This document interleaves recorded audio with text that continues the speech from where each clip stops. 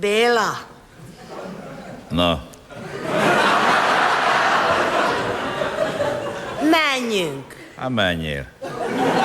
Hova?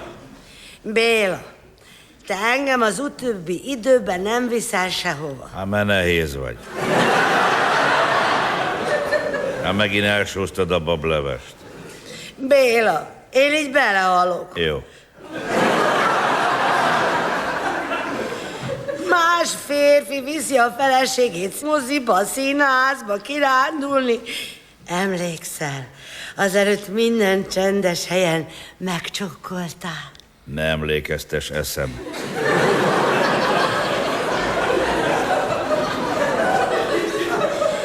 Elbújtunk a Gellért hegyen, és olyan forrón öleltél, hogy beleszédültem. Ha nem fogsz meg, lezuhanok. Ja, én állat.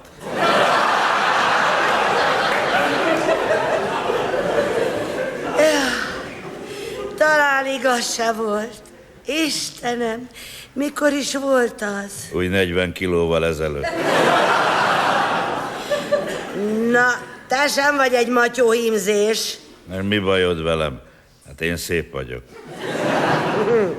Látnád magad, amikor reggel kibújsz az ágyból. Mi van már megint? Lelóg a hajad, amit napközben ráfésülsz a kopasságra. Nem igaz, mert nem fésülök semmit. Úgy nézel ki, mint Dávid Ibolya úszósapkában a Balaton átúszás után, amikor a fülére ráakadt egy marék hínár. Te most rólam beszélsz? A pizsama gatyádon 2 akkora lyuk van, mint a Titanicon. Mert a jéghegy lusta megvarni.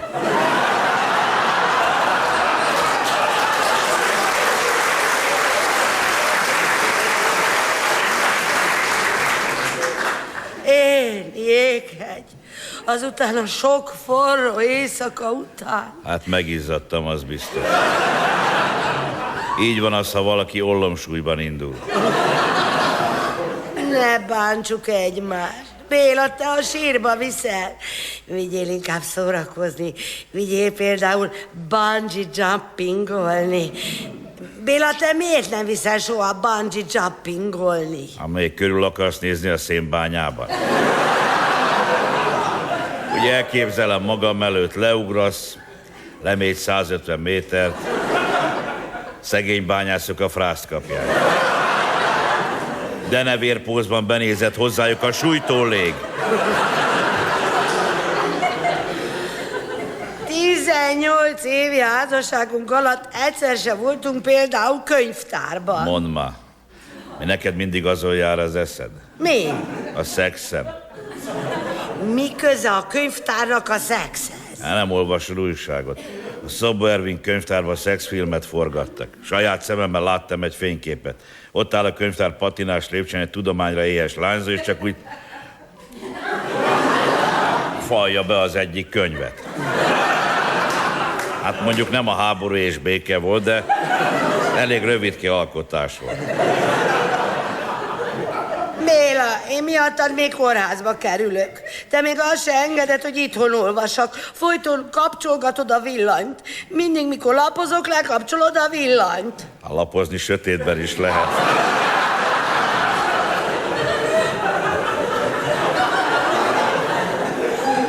Én fizettem a villanyszámlát, nem te.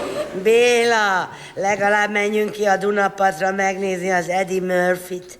Most robbantják fel az autóját. Micsoda? Forgatják azt a filmet, az a I Spy.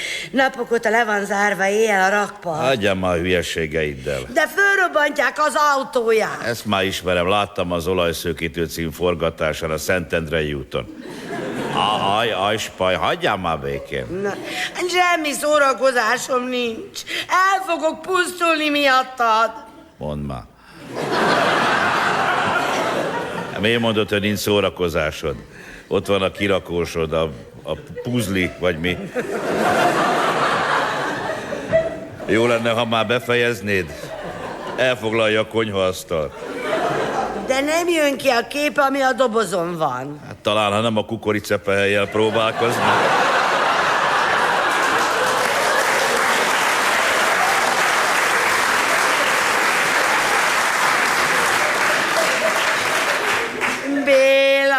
vigyél engem bowlingozni. Hát meg vagy te húzatva. És állandóan muszáj macerálni. A Jucit mindig elviszi a férje bowlingozni, imádják mindketten. Na hiszen. A férje mindig elmondja, hogy neki a bowling golyóról a Juci jut az eszébe. Béla, én miről jutok az eszedbe? Egy bála gyapotról. Disznó vagy! Te föl se fogod, hogy az életemre törsz. Te most azt akarod, hogy én most itt elpuzduljak? Hát erre momentán nem mernék egyenesen válaszolni, De azért ez kedves, nem? A Pistának a bowling golyóról eszébe jut a Juci. Persze, abba is 3 ujja fér bele.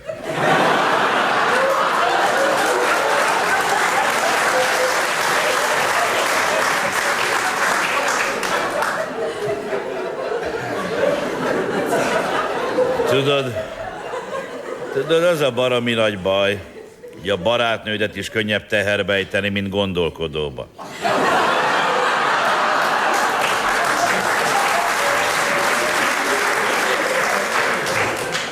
A barátnőimet hagyjad, jó? Szóltam egy szót is a barátaidról. Mi bajod van a barátaimmal? A Jóska haverod, aki az autószerelőnél megkérte, hogy heggeszenek a nívópálcához 5 centit, mert nem fér bele az olajba. Adjál már, te beszélsz, akinek a legjobb barátnője minden este vizes hajjal megy az ágyba. Az Erzsikét hagyd békén. A lefekvés előtt megpuszíja az aranyhalat.